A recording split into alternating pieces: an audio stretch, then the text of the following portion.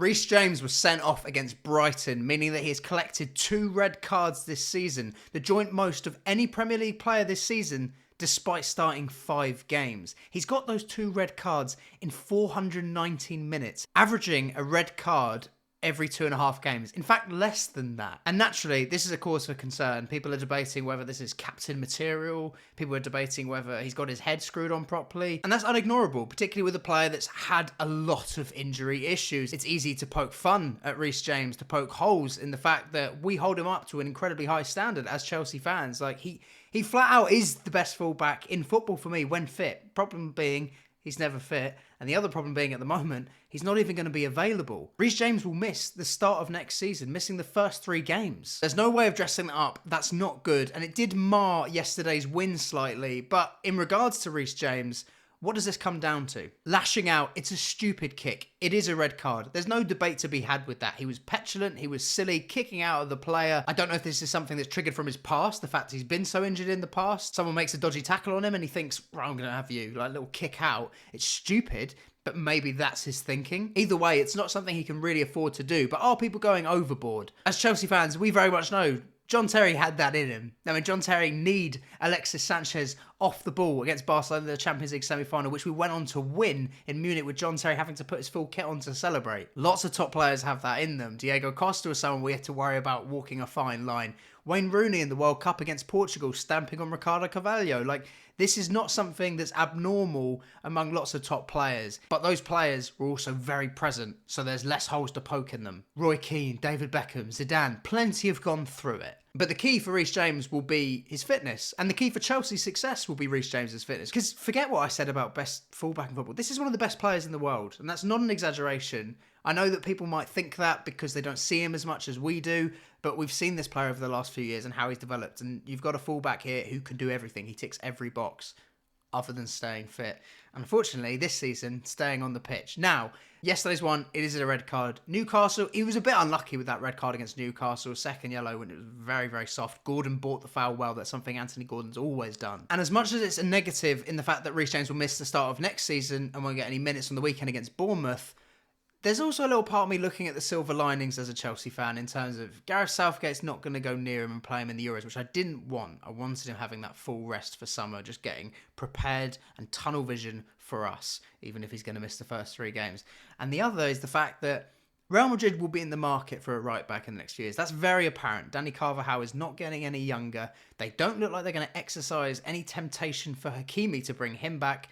Clearly, he's not quite highly rated enough for them. They're going to be looking for a player. And with the turmoil that we've been in as a club over the last few years, a concern for me would have been whether you'd see Reece James lining up for Los Blancos. But his issues with injuries could tempt them away. And maybe things under Arne Slot won't go so well for Liverpool and they might look at Trent. I hope they do. I really hope they do. Because this, for me, is the best product Chelsea have produced since John Terry from Cobham. Not even a doubt. And there's countless players. I mean, Musiala is someone who's starring for Bayern at the moment. But the best player that's come from that academy since John Terry is Reece James. It's imperative that surgery has worked to the extent that he's much more readily available going forward. It's imperative that he maybe cuts out a lot of that petulance from his game. You know, injuries are a part of football and people are going to tackle you. People are going to try and get under your skin and you can't be seen to kick out. It's not something that's abnormal amongst loads of top superstars, as I mentioned some examples, but it is something you need to keep an eye on and it needs to cut out a bit. Like, it was one of those ones where you're thinking, what are you thinking, Reece? Why have you kind of spoiled this? And it could have spoiled the result. Let's be real. It could have spoiled the result. Brighton managed to get a consolation goal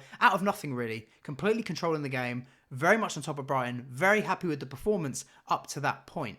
It could have changed the game and then we'd be having a very different conversation. We've won that game, all but securing Europa League football, bar United winning the FA Cup final, which you would doubt. City should beat United. United are crap. I know they beat Newcastle, but they are crap and City are very good. You would think City will win that final and Chelsea will get Europa League football, providing we beat Bournemouth at home, which we should, regardless of whether Reece James is present. But it took some of the shine off that performance, and I want to put some shine on that performance because you had, I thought, Caicedo at the heart of it, up against his old club, was starring. I thought he was brilliant again. It has been brilliant for a number of months now. And there's a lot of narratives when it comes to Caicedo that he's a flop, he's this, he's that. Look, the guy's overpriced. There's not really many players in the world that will justify £115 million.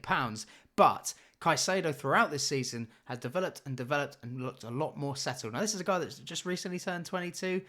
He's going to get better, and he's settling in now. He's looking more of the classy player we like, dropping deep to build up play, turning players, and it's fantastic to see. A lot of narratives will also be about the lack of Enzo and how that's changed us. And for me, it's more about Cucurella coming in. Now, Cucurella, we've got to give credit where it's due. The last season, I was guilty of this completely, and I think I was justified, as were many Chelsea fans. Cucurella was rubbish. He was rubbish in his first season at Chelsea. This season, throughout, he's been very good. Even at the start, I thought, oh, he's looking a bit better. That's nice to see. Kind of written you off, but let's see how this goes.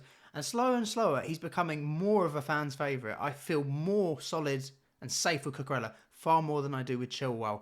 And this role of him coming into midfield has been a catalyst for change. Our recent results, 4 wins on the trot. Just before that was Villa turning around from 2-0. That's where he changed it. Maybe that's Pochettino's Conte moment where he brought Alonso on 3-0 down at the Emirates. Who knows? But the form that we're in, it's good for building into next season. Look at teams that have ended seasons well. Leicester staying up in the 14-15 season, go on to win the league the next year. Arsenal, when they came to the bridge in 21-22, they played very well against us, quite impressed. And then the following year, they mounted a bit of a title charge. Liverpool, 17-18, they get to the Champions League final under club 4th, and then the following year, Champions League winners, and they push City to the line. There's countless occasions of it, and it is promising. It's something to take note of. It's something to be excited about and look at for next season, thinking, we're going to have more of these players back. Because another man that starred in the Brighton game yesterday was Nkunku, having to come on for Mykhailo Mudryk, who was completely wiped out by an elbow off the ball. I know that VAR spent 20 minutes looking at Reece James's red card. They didn't do the same for Tariq Lamptey. I mean, that just shows how much of a joke VAR is. I'm so glad Wolves have had the bollocks to say, can we cut this out, guys? Can we vote against it? I pray they do. Football was better when it was far more fluid and we weren't re-reffing games every second. These refs are crap anyway, so you might as well let the game be more fluid and more enjoyable. Anyway, Nkunku comes on, and I thought throughout his performance was really good. There was a number of times he was linking play brilliantly, and he goes and gets his goal. We get the balloon. Finally, the balloon is out. We've waited all season. He's had 2 consolation goals, but this time was one to celebrate. This time it was, let's get the birthday cake out, get the balloons out, let's have a party. And although we haven't seen as much of Nkunku as we'd like, someone we've seen throughout the season and enjoyed is Cole Palmer. Now, Cole Palmer scoring Didier Drogba headers. I mean, the guy is looking so complete. And this is someone that, as much as the narrative will be, look how many goals he's got, look how many assists he's got, and the numbers are impressive. They're undeniable. But Cole Palmer's more than stats, and that's what I like so much about him. It's chances that we could have scored from that he'll create. It's his ability to just sort of beat a player and add a bit of entertainment to the game. It's his ability to draw so many players towards him, it frees up space for others. It's the unquantifiable statistics of Cole Palmer that impress me most. The stats, they're a lovely bit of icing on the cake where Nkunku's blowing the balloons up for. But yeah, this header, I was just like, when'd you get that in the locker? You know, we saw the other week him almost bagging a free kick against Spurs that Jackson nodded home. He just feels like a complete package of a player at such a young age. And it's just such a shock. He's been an amazing player this season. Worthy of winning a player of the year? I'd probably edge it Foden, but if I'm honest, I kind of think, is that because I'm trying not to be biased? Is it actually just Cole Palmer? Or is it also the fact that I think, well, Foden's playing for the title-winning team? It's a weird one. Put it this way, if Palmer won player of the year, I don't think anyone could complain.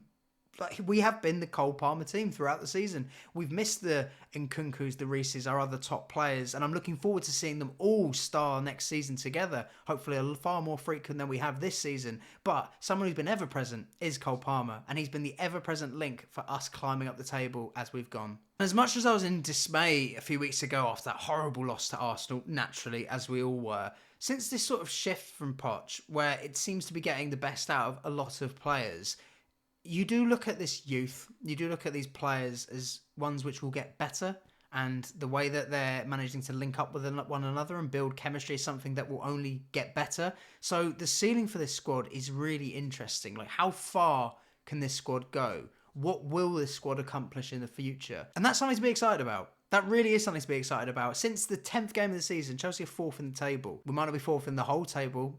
That's an issue. Europa League, Thursdays for us. But it stands us in good stead for next season. We know the expectation. We know the bar. Okay, over almost 3/4 of a season, you would be 4th.